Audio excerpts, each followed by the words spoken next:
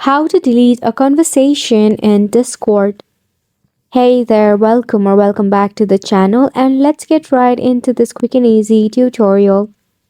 To delete the conversation on your Discord, head over and open up the Discord application in your device. So over here, if you are logged in or if you have joined any of the server, firstly, to head to the DM section at the top, click on the bubble icon. From here, you will see all of the DMs that you have or the chats that you have. If you press and hold onto it, here you will see various options such as close DM. Now you need to press on the close DM option if you wish to remove the conversation from your Discord.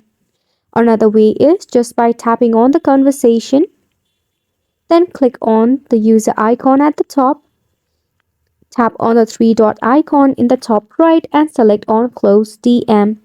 And just like that, you can see the conversation is deleted from the Discord. Isn't it simple?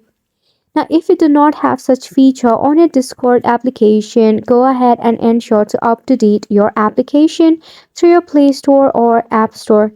This sums up the tutorial as well. Thank you so much for tuning in.